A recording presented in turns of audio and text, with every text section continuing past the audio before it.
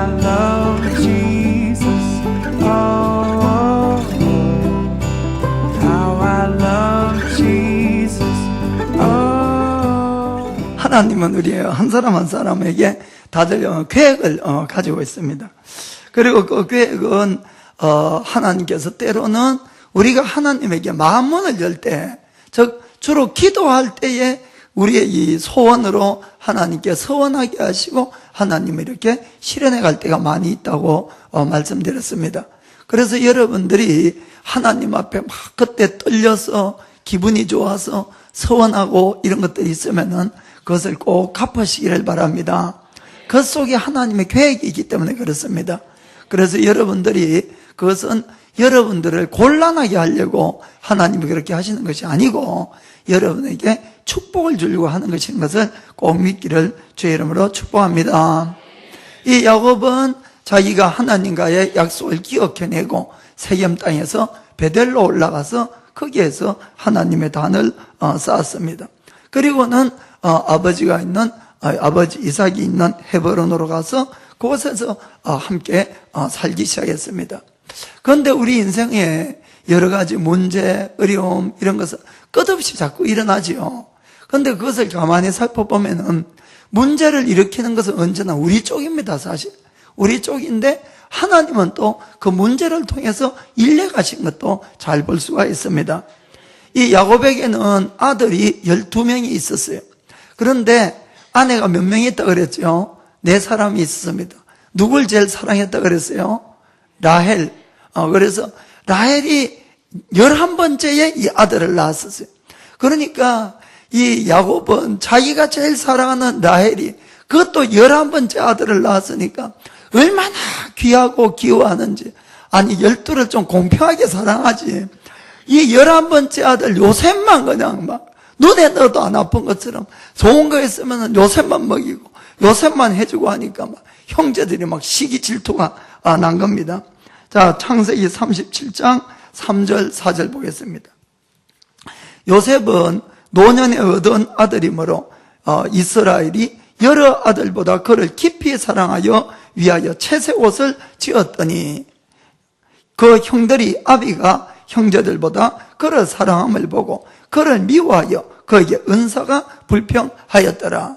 너는 이제 11번째고 형이니까 막 좀 이지매하고 이렇게 했습니다. 그런데 어느 날 또 이 요셉이 꿈을 꾸었는데 그 꿈이 하기를 잘하는 것 때문에 완전히 눈 밖에 나버립니다. 5절부터 8절까지 보겠습니다. 요셉이 꿈을 꾸고 자기 형들에게 구하며 그들이 그 더욱 미워하였더라.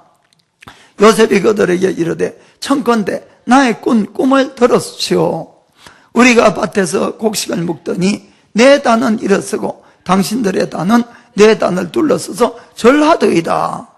그 형들이 그에게 이르되 내가 참으로 우리의 왕이 되겠느냐, 참으로 우리를 다스리게 되겠느냐 하고 그 꿈과 그 말을 인하여 그를 더욱 미워하더니 완전히 눈 밖에 벗어나서 이 형들이 결국은 이 아버지를 속이고 그 요셉이 마치 짐승에게 물어 뜯겨 죽은 것처럼 이렇게 꾸며가지고는 요셉을 애굽 땅에다 팔아버렸던 것입니다.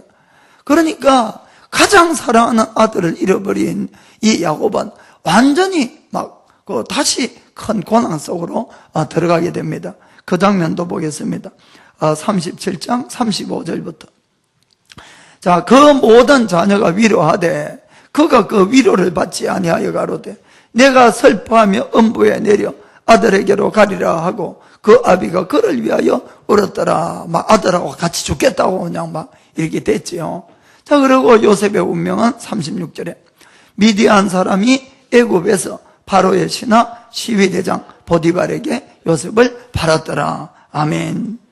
자, 이렇게 해서 요셉이 애굽 땅에 노예로 팔려가게 되었습니다. 오늘부터 좀 몇 시간 동안은 또 요셉을 가지고 함께 은혜를 나누기를 원합니다. 요셉은 정말 아버지의 사랑을 받다가 갑자기 노예 신분으로 전역을 하고 그가 17살 때 이 애굽 땅에 팔려가게 됐습니다. 그런데 이 하나님이 요셉과 함께 함으로 요셉이 어디에 있더라도 형통한 자가 되었다고 성경은 우리에게 말씀하고 있습니다. 자, 그 장면을 읽어보겠습니다. 창세기 39장 2절부터 5절입니다. 자, 여호와께서 요셉과 함께 하심으로 그가 형통한 자가 되어 그 주인 애굽 사람의 집에 있으니 그 주인이 여호와께서 그와 함께 하심을 보며 또 여호와께서 그의 범사에 형통케 하심을 보았더라. 요셉이 그 주인에게 은혜를 입어 섬김에 그가 요셉으로 가정 총무를 삼고 자기 소유를 다 그 손에 위임하니 그가 요셉에게 자기 집과 그 모든 소유물을 주관하게 한 때부터 여호와께서 요셉을 위하여 그 애굽 사람의 집에 복을 내리심으로 여호와의 복이 그의 집과 밭에 있는 모든 소유에 미친지라. 아멘. 오늘은 이 구절을 가지고 함께 은혜를 나누기를 원합니다. 자, 첫 번째는 하나님과 사람과 믿음의 친구로 잘 사귀라, 이런 이야기입니다. 하나님의 사람과 믿음의 친구로 잘 사귀라. 이 요셉의 주인 보디발은 하나님을 잘 알지도 못하고 믿지도 않는 사람이었어요. 그럼에도 불구하고 이 보디발이 하나님의 복을 받는 사람이 됐다고 이렇게 말씀하고 있습니다. 그 이유는 어디에 있습니까? 이 보디발이 요셉을 자기의 가정 총무로 이렇게 삼았다는 거죠. 그가 하나님은 안 믿지만은 사람을 보는 눈은 있었던 것 같아요. 그래서 이 보디발이 노예를 자기 집의 모든 재산을 노예에게 맡긴다는 것은 결코 쉬운 일이 아닐 겁니다. 사실은 애굽 사람들도 많이 있는데, 그럼에도 불구하고 이 보디발은 이 요셉이라는 사람이 특별한 사람인 걸 알았어요. 그가 하는 모든 일이 형통해서 잘 돼가는 걸 그가 눈여겨보고는 하나님이 아니면 절대로 저자가 저렇게 형통할 수 없다, 그것을 알았다는 거죠. 그리고는 그 하나님과 함께하는 그 사람에게 모든 걸 딱 맡기고 그 사람을 선대를 하니까 그 모든 복이 요셉 때문에 이 보디발의 모든 재산이, 모든 것들이 복을 받았더라. 아멘. 그래서 오늘 먼저 여러분들에게 말씀드리고 싶은 것은 바로 하나님이 인정하는 사람, 하나님이 기뻐하는 사람과 여러분들이 꼭 친구가 되시고 그리고 함께 하시길 바랍니다. 그렇게 하면 그 사람으로 흘러가는 복이 여러분에게도 흘러가고 또 여러분의 믿음이 자라고 영향력을 받고 여러분도 요셉과 같은 복을 흘려보낼 수 있는 그런 사람이 된다는 것입니다. 아멘. 우리가 세상을 살아가면서 가장 많은 영향을 받는 것은 사람과의 만남입니다. 사람과의 만남. 우리의 인생을 잘 생각해 보시기 바랍니다. 대부분이 부모의 만남에서부터 인생이 막 갈라지죠. 그리고 학교 가서 선생님과의 만남, 친구와의 만남, 또 결혼해서 배우자의 만남, 또 회사 나가서는 회사 사람, 사장, 또 교회 가서 목사님 만남, 이런 것들이 우리의 인생에 아주 큰 영향을 준다는 것을 꼭 기억을 하시길 바랍니다. 그래서 제가 사람들을 차별하라는 이 뜻이 아니고 여러분들의 믿음의 성장과 또 여러분의 신앙의 발전을 위해서는 사람을 어떤 면에서는 잘 사귀어야 된다, 이런 이야기입니다. 아무나 오케이 이것이 아니고 정말 믿음이 있는 사람, 하나님을 경외하는 사람, 하나님이 함께하는 사람과 여러분들이 함께하려고 애를 쓰시길 바랍니다. 그러면은 그 사람에게 흘러가는 하나님의 복이 여러분들에게도 흘러오게 된다는 걸 꼭 아시길 바랍니다. 저의 말에 절대로 오해를 하지 마시길 바랍니다. 우리가 사람들을 사랑하고 도와주고 복음을 전해야 되는 데는 절대로 어떤 사람도 차별이 없습니다. 그렇지요? 모든 사람에게 복음을 전해줘야 되고 또 그 사람들에게 잘해줘야 됩니다. 그러나 나의 영적인 생활을 위해서 또 나의 이 배움과 또 나의 이 하나님의 일을 해가는 것, 세상 일도 마찬가지입니다만은 그럴 때는 아무나 하고 여러분이 손잡으면 안 된다는 것이에요. 반드시 하나님의 사람이, 하나님이 인정하는 사람과 손을 잡고 일을 할 때 여러분들의 모든 것이 잘 돼간다는 걸 믿으시길 바랍니다. 하나님은 성경에 보면은 모든 사람을 정말 사랑한다고 되어 있어요. 한 사람 한 사람을. 그렇기 때문에 이 마태복음 5장에 읽어보면은 하나님은 이 선한 사람에게나 악한 사람에게나 똑같이 햇빛을 비추시고 이 비를 내리게 하시느니라. 아멘. 그렇게 말씀합니다. 그러나 성경을 또 읽어보면은 하나님은 또 사람을 찾고 있다는 걸 알 수가 있습니다. 하나님은 아무나 찾아서 그 사람에게 능력을 주고 그 사람을 축복하고 하나님이 이렇게 쓰는 것은 절대로 아니라는 것입니다. 하나님은 수없이 많은 사람들 중에서 사람들을 찾아서 그 찾은 사람에게 하나님이 능력을 보여주신다는 것을 우리가 볼 수가 있습니다. 우리가 역대하 16장 9절 보겠습니다. 역대하. 자, 보시기 바랍니다. 여호와의 눈은 온 땅을 두루 감찰하사 전심으로 자기에게 향하는 자를 위하여 능력을 베푸시나니. 아멘. 아무나에게 능력을 주는 것이 아니고 온 땅을 두루 살피시면서 하나님이 사람을 찾는다는 것이죠. 아멘. 예수님은 우리를 얼마나 사랑하십니까? 정말 모든 인류가 구원받기를 원해서 주님은 우리를 위해서 십자가에서 대신 죽을 정도로, 죽어주실 정도로 사랑하십니다. 그러나 예수님이 함께 일을 하기 위해서 제자를 뽑을 때 아무나 막 뽑았습니까? 그것이 아니죠. 밤새워 기도하시고는 그 다음날 제자들을 뽑는 것을 우리가 볼 수가 있습니다. 누가복음 6장 12절 13절 봅시다. 자, 이때에 예수께서 기도하시러 산으로 가사 밤이 맞도록 하나님께 기도하시고 13절 밝음에 그 제자들을 부르사 그 중에서 12를 택하여 사도라 칭하셨으니. 아멘. 제자 12를 뽑는데 예수님이 밤새워 기도하시고 뽑았다는 것입니다. 그 뜻은 뭡니까? 제자를 뽑는데 고르고 골라서 뽑았다, 이런 이야기입니다. 아멘. 우리가 그래서 이 신앙생활 하면서 여러분들이 사람을 절대로 차별하면 안 되지만은 구분할 줄은 알아야만이 여러분의 신앙이 전진이 있습니다. 아무나가 아니야. 아무나가 절대로. 교회에 들어오는 모든 사람은 우리가 다 반기고 사랑하고 복음을 전하고 이렇게 해줘야 되지만은, 그러나 내가 하나님의 일을 하고 내가 믿음을 성장해 가는 데는 욕심을 가져야 되는 것입니다. 거기에는 하나님의 사람들과 손을 잡아야 되는 것이에요. 그래야만이 신앙의 발전이 있고 이 믿음의 성장이 있게 되는 것입니다. 우리는 모든 사람을 자꾸 하나님의 사랑으로 똑같이 대한다 그러는데 실제로 여러분들이 성경을 잘 못 읽어서 잘 몰라서 그렇습니다. 때로는 우리가 하나님의 사람들보다도 더 잘못된 사랑으로 이렇게 사랑을 하려고 하는데 절대로 그렇지 않아요. 우리가 성경을 잘 읽어보면은 교회 안에서 이 문제를 일으키고 이런 사람이 있으면 아주 엄격하게 대하라는 많은 구절들이 사실 있습니다, 여러분. 한 군데만 좀 보겠습니다. 데살로니가 후서 3장 6절 봅시다. 3장 6절. 형제들아, 우리 주 예수의 이름으로 너희를 명하노니. 바울이 예수의 이름으로 명령한다고 그랬습니다. 규모 없이 행하고 우리에게 받은 유전대로 행하지 아니하는 모든 형제에게서 떠나라. 규모 없이 행하고 또 우리가 가르친 것을 따르지 않는 사람은, 그런 자는 멀리하라고 딱 이야기를 하고 있습니다.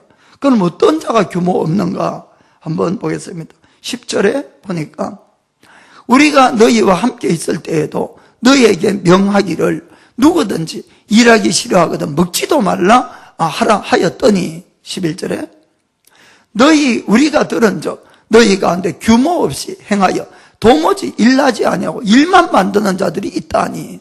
막 가끔 있죠. 가끔 일도 안 하고 일만 만드는 자들, 힘들게 하는 이 사람들. 자, 그런 사람들에 대해서 성경 14절 읽어보니까 다 읽어봐도 됩니다. 누가 이 편지에 한 우리말을 순종치 아니하거든 그 사람을 지목하여 사귀지 말고 저로 하여금 부끄럽게 하라. 이런 교회 있으면 다 시험 들어서 다 떠나갈 것 같아요. 그러고는 막 소문나겠죠. 막 그 교회 안 된다고. 한번 보세요. 그 사람 아예 막 지목해가지고 사귀지도 말고 아예 막 부끄럽게 딱 만들라는 겁니다. 아예 못하게끔. 그러나 이 세상과 교회가 뭐가 다르느냐? 그 다음 구절에 15절에 그러나 원수와 같이 생각지 말고 형제같이 권하라. 아멘. 이것이 다르다는 겁니다. 우리가 예수를 믿고 나면 한 형제이기 때문에 형제이기 때문에 사실 여러분 좀 잔소리해야 됩니다. 이걸 좀 생각들을 좀 바꾸시기 바랍니다. 그냥 입 다물고 있지 마시고 옆에서 좀 잘못된 거 있으면은 정말 한 형제면은 딴 데 가서 똥 싸고 오줌 싸면 안 되잖아요. 교회에서 그거 다 그 사람이 스스로 하도록 만들어야지. 그래서 교회에서는 교육도 하고 고치도록 이렇게 만들어 가야 되는 것입니다. 그렇기 때문에 그런 사람들을 원수같이는 생각하면 안 됩니다. 형제이기 때문에 내가 권면하고 고치가도록 해야 된다. 아멘. 그래서 우리가 이 사랑하는 것과 일하는 것을 여러분들이 구분할 줄 알아야만이 나의 영적인 성장이 있다는 걸 기억하시길 바랍니다. 하나님은 우리를 만들 때에 한 사람이 모든 일을 다 할 수 있게끔 이렇게는 만들지 않았어요. 한 사람도 어느 정도 일은 해갈 수 있지만은 우리가 협력할 때, 서로 도울 때에 두 사람이 하는 것보다도 몇 배의, 몇 수십 배의 일들을 할 수 있게끔, 효율이 있게끔 이렇게 하나님은 만드셨다는 것입니다. 그래서 우리가 일을 하거나 영적인 성장에도 혼자 할 수 있는 것은 언제나 아주 한계가 있고 작다는 걸 아셔야 됩니다. 함께 해야 되는데 그 함께 하는 사람을 누구와 함께 하느냐 하는 그 이야기를 여러분에게 말씀드리길 원한다는 것입니다.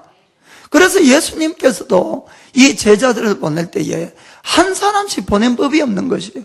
반드시 두 사람씩 짝을 지어서 이렇게 보낸 걸 볼 수가 있습니다.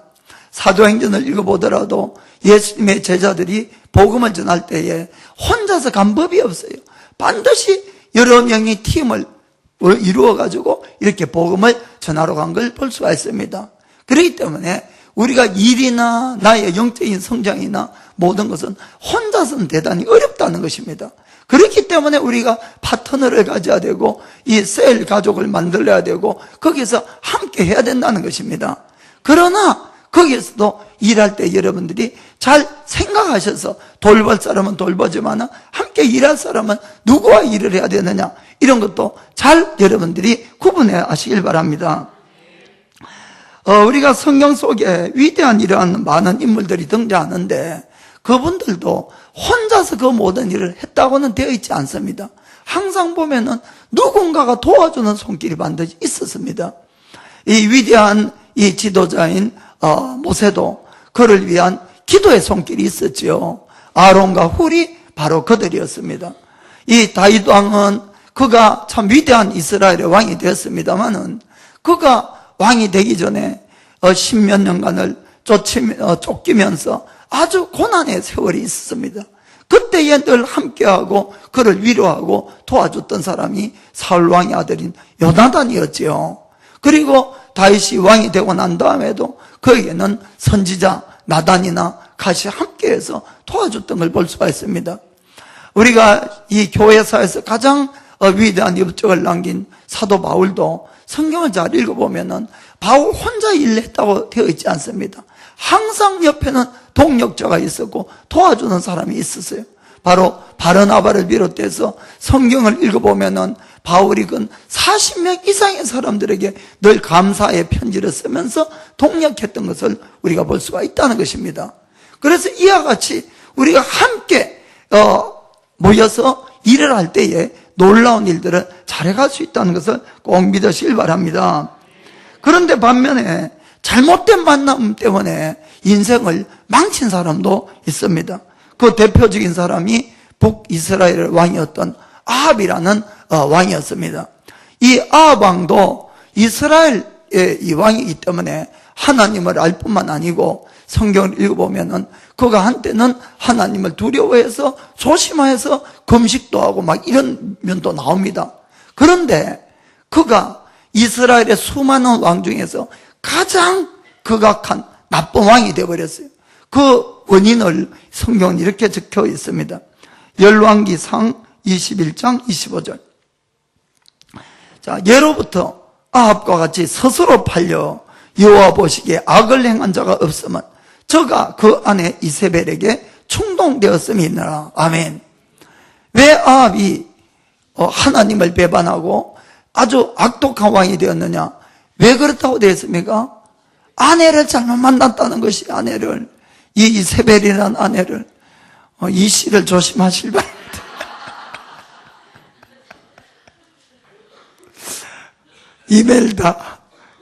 이멜다가 누군가 아세요? 나이 드신 분들은 알게요. 옛날에 필리핀의 대통령이었던 마르코스의 아내가 이멜다였죠. 거기도 이씨고, 전두환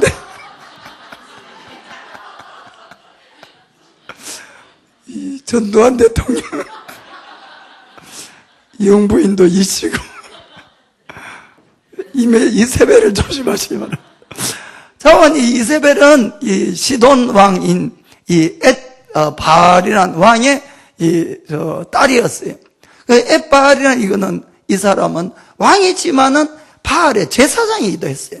그러니까 막 거기 아주 독한 이 바알의 신을 섬기는 딸이 와가지고는 왕의 마음을 완전히 돌려버려가지고 여호와의 선지자를 죽여버리고 바알이나 아세라만 섬기고, 그러니까 막 가장 악독한 왕이 되어버렸던 것입니다. 교회 나오시는 남편 여러분, 정말 행복한 줄 믿으시기 바랍니다.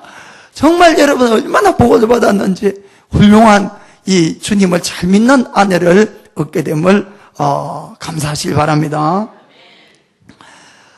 그래서 우리가 정말 모든 사람에게 복음을 전하기 위해서 우리는 다들 사랑하고 그분들은 똑같이 받아들여야 됩니다. 그러나 나의 믿음의 성장과 또 우리가 하나님의 일을 하기 위해서는 항상 그것을 구분할 수 있는 지혜가 있기를 주의 이름으로 축복합니다.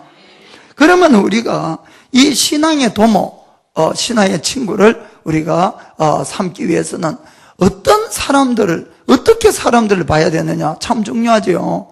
그래서 요셉을 통해서 세 가지를 한번 생각해 보기를 원합니다. 물론 이 말씀은 그런 사람도 찾아야 되겠지만은 내가 그런 사람이 되기를 여러분이 꼭 노력하기를 주의 이름으로 축복합니다. 첫 번째는 하나님이 인정해서 하나님이 함께하는 사람입니다. 하나님이 함께하는 사람. 자, 창세기 39장 2절 보겠습니다. 요셉이 여호와께서 요셉과 함께하심으로 그가 형통한 자가 되어, 이렇게 선언되어 있습니다. 요셉이 어떠한 재주가 뛰어났기 때문에 형통한 사람이 된 것이 아닙니다. 전지하고 전능하신 하나님이 요셉과 함께함으로 요셉이 형통해졌다는 거죠. 아멘. 그래서 여러분들이 어느 누구라도 여러분이 하나님과 함께하면은 여러분은 형통한 자가 된다는 걸 믿으시기 바랍니다. 내 주위에 그런 사람이 있는가를 늘 여러분들이 잘 찾아야 될 줄 믿습니다. 그래서 이 보디발은 이 주인인 하나님이 요셉과 함께 있는 것을 어떻게 알았습니까? 그게 3절에 한번 보면은 3절에 그 주인이 여호와께서 그와 함께 하심을 보며 또 여호와께서 그의 범사에 형통케 하심을 보았더라. 아멘. 자, 하나님과 함께하는 사람, 보디발의 영적인 눈이 열어져 가지고 이 하나님을 본 건 아니죠. 그것을 본 것이 아니고 요셉은 노예였어요. 노예이기 때문에 그가 일을 시키는 이 시킴을 받은 일하는 것은 아주 하찮은 일일 수도 있고 그럴 거예요. 그러나 어떠한 일을 맡겨도 요셉은 잘하게 나간다, 이런 이야기입니다. 그것이 어떤 건가 하면은 우리가 인간적인 재주가 좋아서 하는 거하고 이거는 하나님이 함께하지 않으면 절대로 할 수 없는 일, 그런 일 있잖아요. 하나님이. 그래서 이 주인이 볼 때에 이 요셉이란 이 친구가 특별하더라, 이런 이야기입니다. 저 일은 하나님이 함께 하지 않으면 절대로 될 수 없는 일임에도 불구하고 요셉에게 맡기면 무엇이라도 잘 돼가더라는 것입니다. 아멘. 그래서 여러분들 주위에 그런 사람이 있는가 보시고 여러분이 또 그런 사람이 되기를 축복합니다.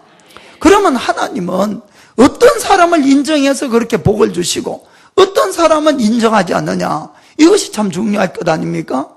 우리가 시편 1편에 잘 적겠습니다. 시편 1편 먼저 1장을 보겠습니다.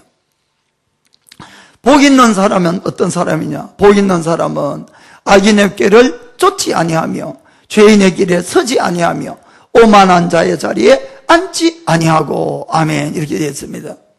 우리가 세상 사람들이 사람들을 사귀고 친구하려는 사람들 잘 보시길 바랍니다. 세상에는 이 사람이 악한 사람, 죄인인 것, 오만한 자, 그런 거에는 별 관심이 없습니다. 세상 사람은. 이 사람이 그런 거는 관계없이 지금 돈이 많은가 안 많은가, 권력이 많은가 안 많은가, 그것을 더 기준으로 하고, 그것이 많으면은 죄인이든 악인이든 교만한 사람이든 상관없이 그런 사람과 자꾸 사귀려고 이렇게 합니다. 세상 사람들은. 좀 안 그런 차 하지 마시고. 다들 좀 그러잖아요, 사실은. 그렇지만 여러분, 그렇게 되면 여러분 헛다리 잡는 거예요, 이거는. 정말 그거는 여러분들이 이것은 멀리 봐야 됩니다. 항상 믿음의 눈은 멀리 보고 높이 보고, 그런 사람들은 하나님이 인정하지 않는 것이에요. 때로는 그런 사람들이 좀 여러 다른 방법으로 많은 불을 써놨다 해도 없어지는 것은 일순간입니다. 일순간. 성경은 그런 사람에 대해서 4절부터 이렇게 적혀 있어요. 4절부터. 악인은 그렇지 않으며 오직 바람에 나는 겨와 같도다. 아멘. 바람에 나는 겨. 이 겨는 아주 가볍습니다. 그래서 이것이 태산것처럼 쌓여 있을 때는 와, 저 사람 대단하다. 저 사람만 붙들면은 내 인생 문제 없겠어. 이렇게 생각되는 그런 사람들이 내 주위에 있을 수 있어요.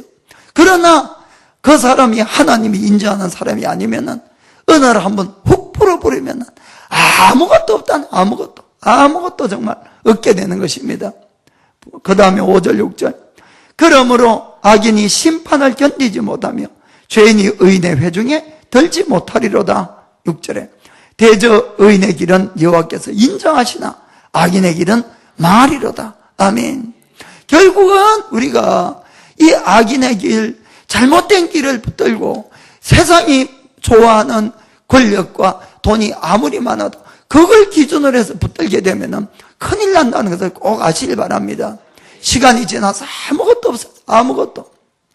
그러면 진정한 의인, 하나님이 인정하는 사람은 누구냐? 2절부터 보겠습니다. 오직 여호와의 율법을 즐거워하여 그 율법을 주야로 묵상하는 자로다. 아멘. 내 삶이 힘들고 이 세상 풍조가 다 딴 길을 간다 할지라도 고집스럽게 하나님 말씀만 붙들고 그 길만 살아가려고 애쓰는 사람, 그 사람이 진짜라는 것입니다. 그 사람이. 아멘.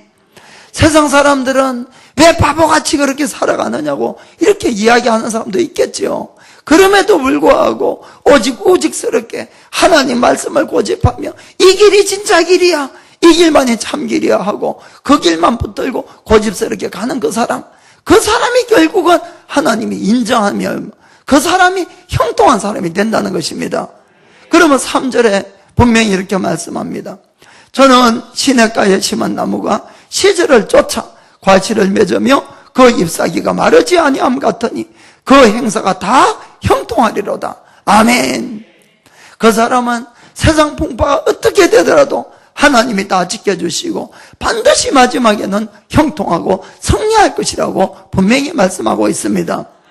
여러분들이 형통하다고 해서 어려운 일이 절대로 닥치지 않고 고난이 닥치지 않는다, 그 뜻은 절대로 아닙니다. 나중에도 한 번 더 설명하겠습니다. 그 뜻이 아니고 우리도 세상 사는 것 같이 어려움을 많이 만납니다. 오히려 믿는 것 때문에 더 어려움을 당할 수도 있습니다. 그럼에도 불구하고 마지막에는 우리가 반드시 승리자가 된다는 것, 그것이 형통하다는 것입니다. 아멘. 그래서 여러분들이 정말로 누구를 붙들어야 되느냐, 이것은 세상 기준이 아니고 오직 하나님의 말씀을 고집해서 나가는 그 말씀대로 살려고 하는 그 사람들을 붙들기를 예수님의 이름으로 축복합니다. 그리고 여러분들이 실제로 이런 삶을 살게 되면은 하나님이 인정하시고 하나님이 함께 하시고 모든 것을 형통케 할 줄 믿습니다. 아멘. 우리가 성경을 읽어보면은 또 이런 말씀이 있습니다. 하나님의 복을 받은 사람이 누군가를 축복하게 되면은 그 사람이 복을 받는다, 이렇게는 적혀있지 않다는 것이에요. 그것이 아니고 누군가가 하나님이 인정하고 복을 받아 있는 사람을 그걸 인정해주고 축복하게 되면은 자기도 그 사람이나 하나님을 통해서 복이 흘러온다. 이렇게 되어 있다는 것입니다. 여러분들이 이걸 잘 아시길 바랍니다. 그래서 우리가 절대로 사람들을 미워하거나 시기하거나 저주하거나 이런 것 하면 절대로 안 됩니다. 이것은 우리는 늘 축복하는 사람이 되어야 될 줄 믿습니다. 하나님은 온 인류에게 복을 주시고 인류를 구원하기 위해서 아브라함이란 이 한 사람을 택했다고 말씀드렸습니다. 그리고 아브라함에게 복의 근원이 되게 하여 주시고 아브라함을 통해서 복을 주시는데 그때 하나님이 이렇게 말씀하십니다. 창세기 12장 3절입니다. 3절에 너를 축복하는 자에게 내가 복을 내리고 너를 저주하는 자에게 내가 저주하리니 땅의 모든 족속이 너를 인하여 복을 얻을 것이니라 하신지라. 아멘. 그래서 여러분들이 주위에 하나님의 사람을 제가 찾아서 그 사람들과 사귀라고 그 사람들을 인정하고 축복해 주라는 겁니다. 그렇게 하면은 그 사람들을 축복할 때 그 복이 여러분들에게 온다는 것이에요. 아멘. 그 예수님이 그러셨잖아요. 제자들을 보내면서 너희를 영접하는 자는 나를 영접할 것이고 나를 영접하는 자는 나를 보내신 아버지를 영접하리라. 아멘.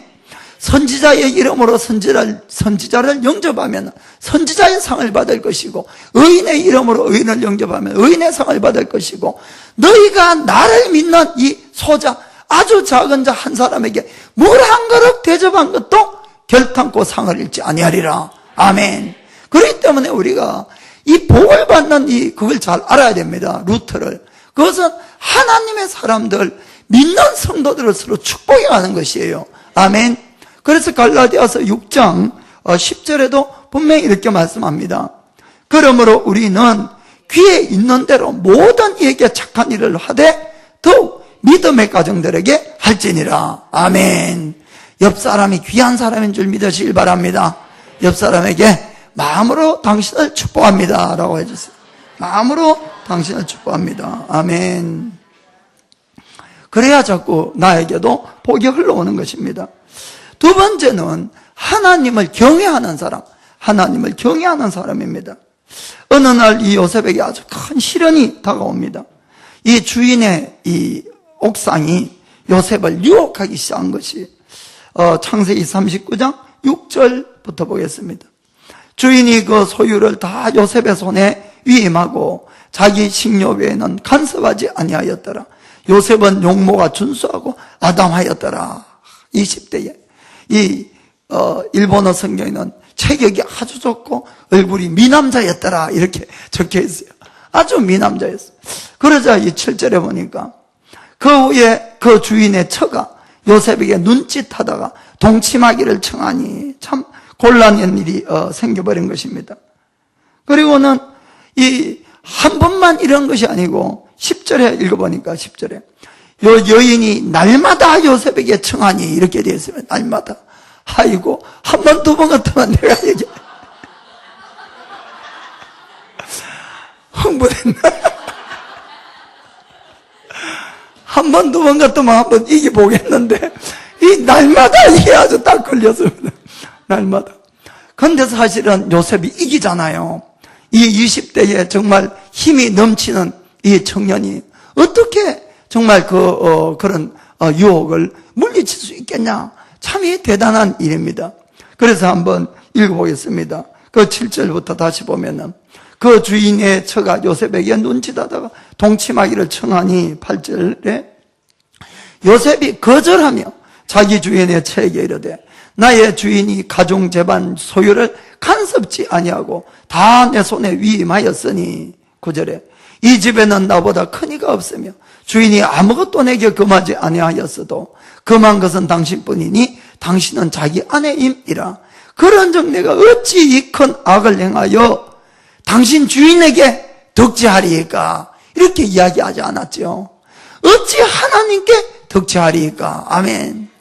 요셉은 노예로 있다가 그 주인에게 눈에 들고 발탁이 되어서 모든 걸 자기가 소유를 맡아서 관리하기 때문에 주인에게 얼마나 감사했겠습니까? 사실은 의리도 있겠지요. 그런데 그래서 요셉이 그 이야기를 하는 겁니다. 이 집안에 다 맡겼지만 당신은 자기 아내이기 때문에 당신만은 안 된다 이런 거죠. 그래서 내가 이 큰 죄를, 이 큰 악을 어찌 당신의 주인 앞에서 이걸 행하겠냐, 그렇게 이야기하지 않은 겁니다. 요셉은 그 주인에게 감사하고 의리도 있었겠지만은 그것 때문에 요셉이 만약에 이 죄를 짓지 않았다면은, 사람 눈이 무서워서 사람 때문에 우리가 죄를 짓지 않는다면은 아무도 안 보는 곳에는, 아무도 없는 곳에는 죄를 지을 수 있다는 것입니다. 이해가 되십니까? 요셉이 두려워한 것, 요셉이 그가 자기를 죄에서 멀리할 수 있던 것은 언제나 요셉의 마음에는 하나님이 계시다는 것이, 하나님이 언제나 나를 보고 계시고 나의 모든 것을 듣고 계시기 때문에 내가 어떻게 이 큰 죄와 악을 이 하나님 앞에서 행할 수가 있겠느냐. 이것이 바로 요셉을 죄에서부터 벗어나게 만들었다는 걸 꼭 믿으시길 바랍니다. 그래서 여러분들이 이 자녀들을 교육할 때도 절대로 야야야 사람 앞에서 그러면 안 돼, 그런 소리 하지 마시길 바랍니다. 그러면 알게 모르게 사람 앞에서만 하면 되는 모양이다, 이렇게 된다는 것이에요. 그것이 아니고 늘 하나님을 심어줘야 됩니다. 하나님을 의식하도록, 남편이 오더라도 늘 하나님을 의식하도록. 그러면 밖에 가서 막 하나님이 아주 딱 눈동자로 이렇게 보고 계시도록, 이렇게 돼야지 우리가 모든 죄악에서 물러날 수가 있지. 그렇지 않겠습니까? 사람만 우리가 의식해서 우리가 죄를 안 지으려고 한다면은 보지 않는 곳에서는 얼마든지 죄를 지어갈 수가 있다는 것입니다. 하나님은 누구와 함께 하십니까? 바로 이렇게 하나님을 경외하는 자. 우리가 하나님은 눈에 안 보입니다. 그러나 늘 하나님을 의식해서 어떠한 때라도 하나님을 내 입에 오르내리게 하고 하나님 때문에 내가 바로 살려고 몸부림치는 그런 사람과 하나님은 함께 하시는 것입니다. 그리고 어떠한 일이라도 지켜주시고 도와주시고 이렇게 한다는 것을 여러분이 믿게 되기를 꼭 주의 이름으로 축복합니다. 그래서 저희 이 교회에서도 하나님은 우리가 어떠한 경우라도 어느 때라도 늘 우리의 모든 걸 보고 계시고 듣고 계십니다는 그런 뜻에서 그걸 여러분이 각성시켜 주려고, 사청에 가면은 거기 판넬이 있어요. 계단으로 가든 뭐 엘리베이터 타고 딱 들어가자마자 큰 판넬이 있는데 다들 그냥 막 지나가시는 것 같아. 사실은 거기 보면은 사실 그런 말이 적혀 있습니다.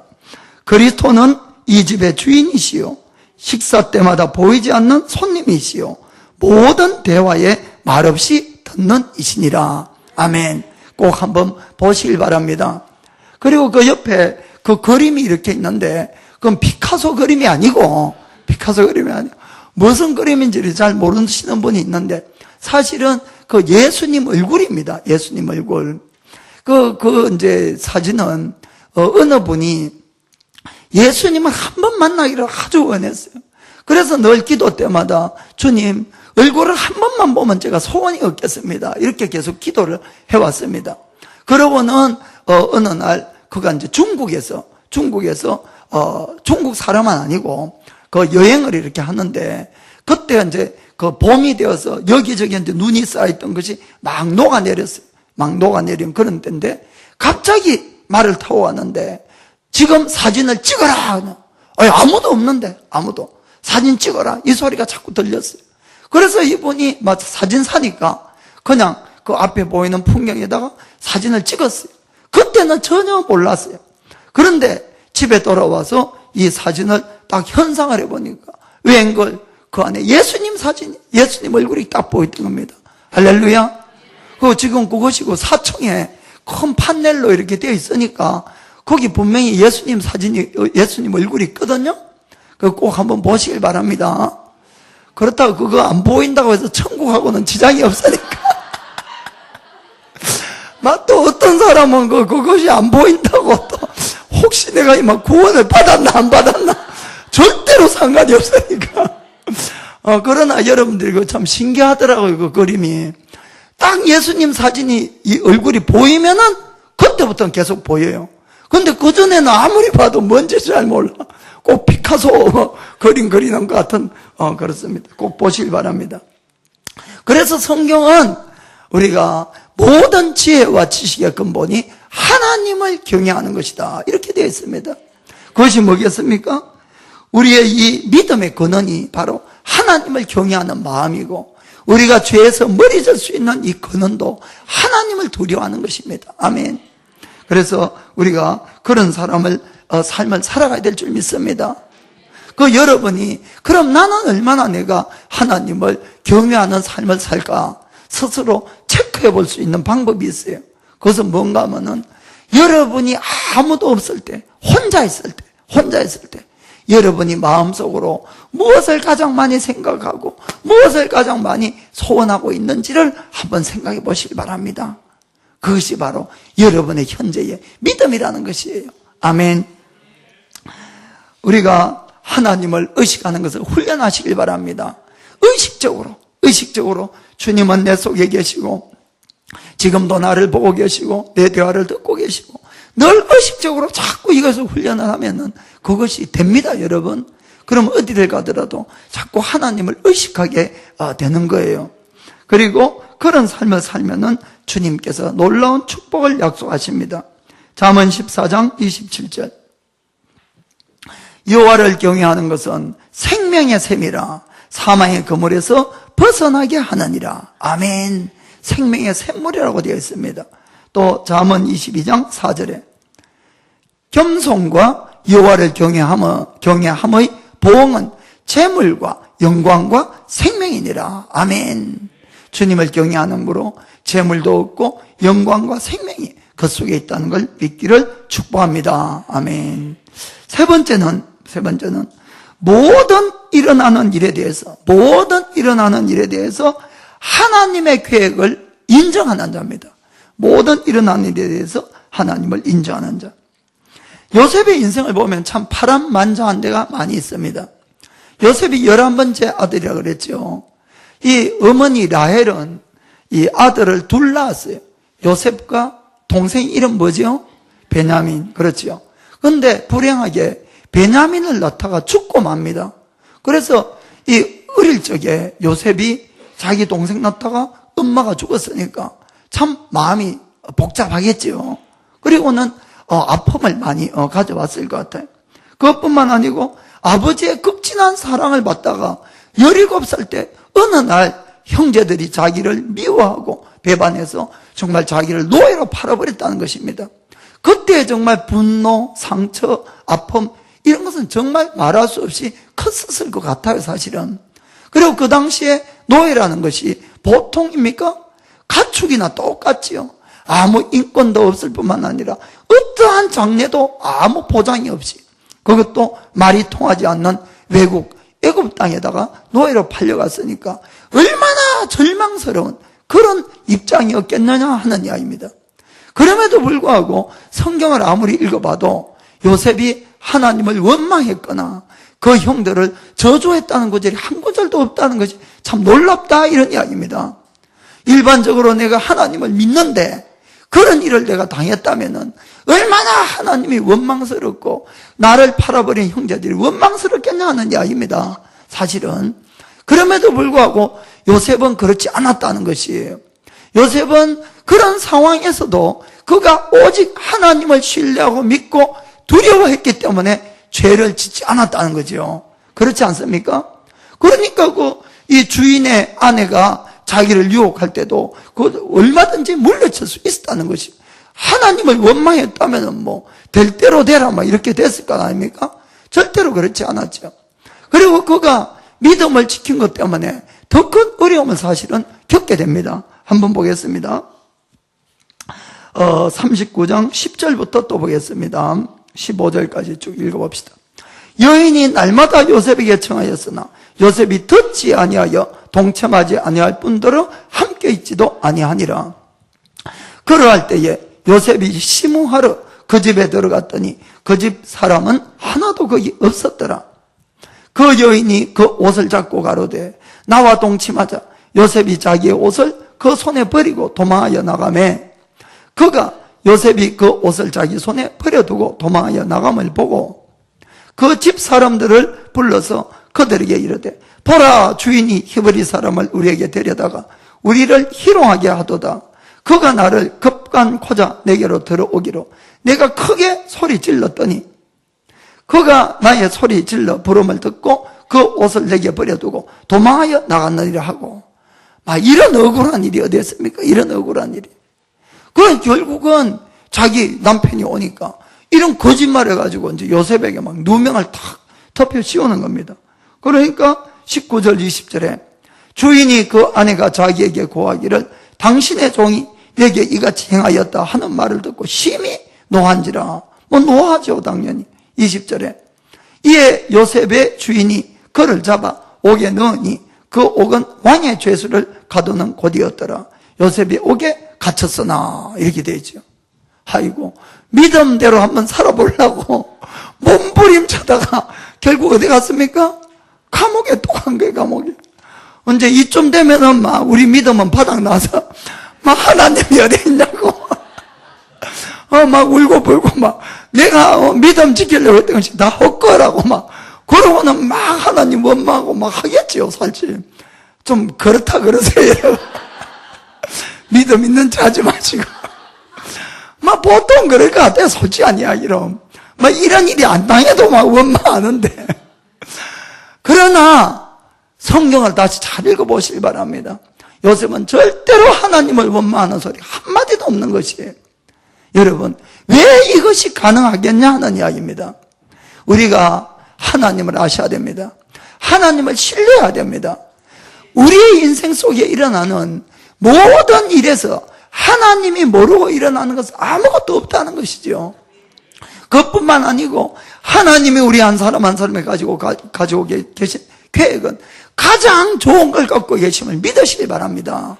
그래서 우리의 삶을 지금은 내가 어렵더라도 하나님이 나에게 가지고 있는 계획은 가장 좋은 것을 마지막에 이루려고 갖고 계시기 때문에 지금 이 어려움이 있다고 이렇게 생각하셔야 된다는 겁니다.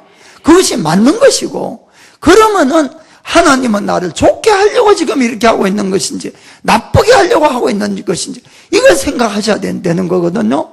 그래서 나를 좋게 하기 위해서 하나님이 지금 나에게 어려움을 준다고 한다면은 우리는 그것을 받아들여야 된다는 겁니다. 감사해야 된다는 것입니다. 절대로 우리가 입술을 지키고 불평하고 원망해서 안 된다는 걸 꼭 여러분이 믿으시길 바랍니다. 그렇기 때문에 요셉은 그걸 믿었던 것이에요. 나중에 요셉의 고백을 보면 알 수가 있는 겁니다. 그래서 요셉은 입을 깍 다물고 힘들지만은 옥에 가서도 하나님을 원망하지 아니하고 오직 그곳에서도 하나님을 경외하는 삶을 사니까 하나님이 그와 함께 하시고 그를 또 형통케 해주더라, 이런 이야기입니다. 아멘. 그 구절 또 보겠습니다. 21절부터 23절까지.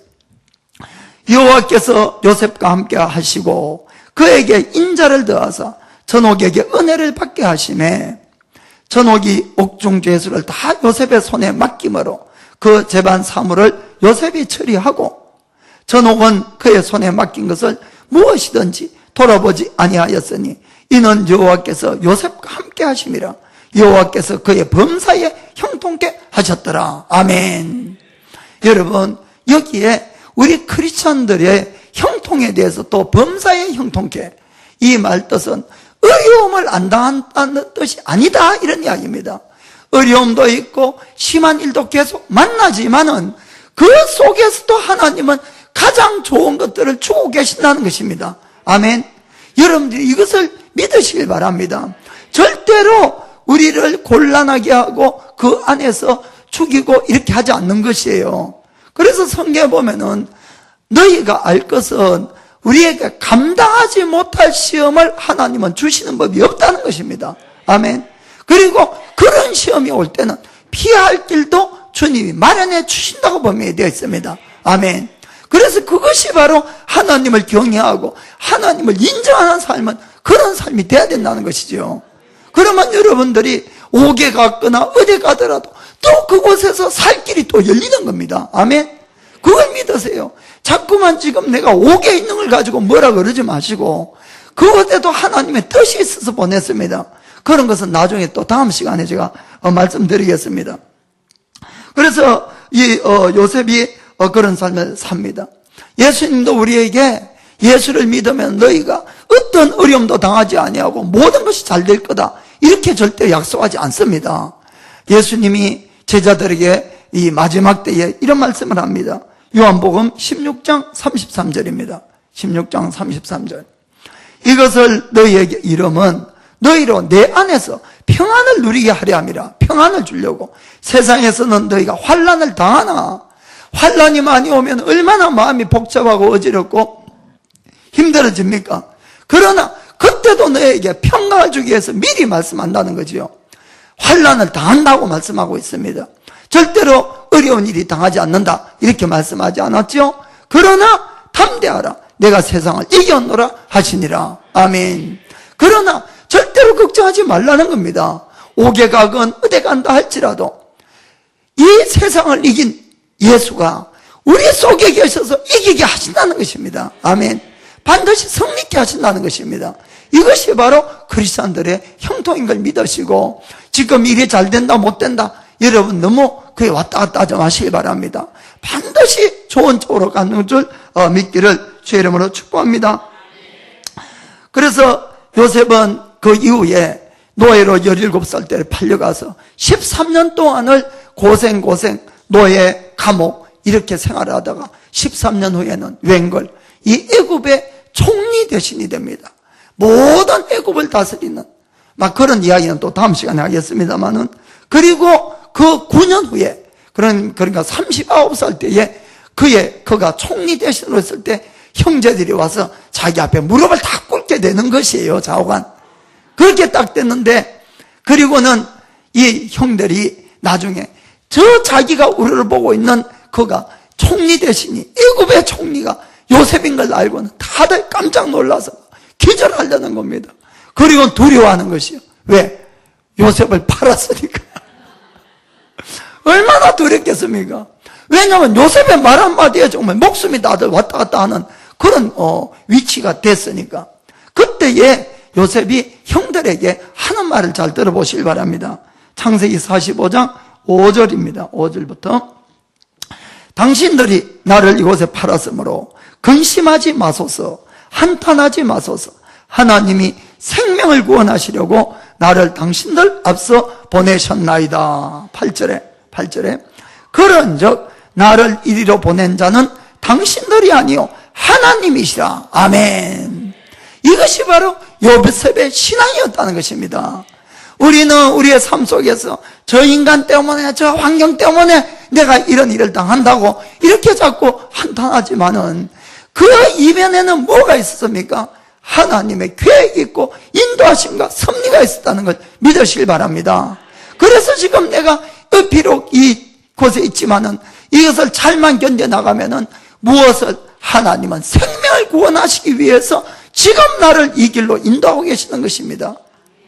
그래서 요셉은 분명히 고백하기를, 나를 이곳에 보낸 것은 당신이 판 것이 아니고 하나님이 그렇게 하셨다. 아멘. 사랑하는 성도 여러분, 여러분의 믿음이 이 요셉처럼 정말 올라가게 되기를 주의 이름으로 축복합니다. 정말로 하나님은 우리의 모든 것을 아시고 인도하시는 분이십니다. 여러분들이 예수님을 믿고 하나님을 아버지라고 부르고 있습니다. 그러면 그 아버지를 좀 믿으시길 바랍니다. 절대로 그 아버지는 우리의 인생 속에서 나쁜 것을 계획하고 인도하고 있지는 절대로 안 된다는 것입니다. 여러분들에게 가장 좋은 것을 계획해 놓고 그것을 이루기 위해서는 부족한 우리를 다시 따듬어서 그 일을 하기에 합당한 자로 만들어가고 있는 과정이라는 걸 여러분들이 꼭 기억하시고 지금을 잘 견디시길 바랍니다. 하나님이 기뻐하고 원하는 모습으로 나를 빚어가시길 바랍니다. 늘 하나님께 인정받는 자가 되려고 애를 쓰시고 요셉처럼 늘 하나님을 경외하는 그런 삶을 사시고 모든 하나님의 계획을 받아들이고 여러분들이 현실 속에 불평불만이 아니라 늘 하나님께 바른 고백을 할 수 있기를 주의 이름으로 축복합니다. 그러면 하나님은 반드시 여러분을 사용하시고 복을 주시고 사용해야 될 줄 믿습니다. 아멘. 기도하겠습니다.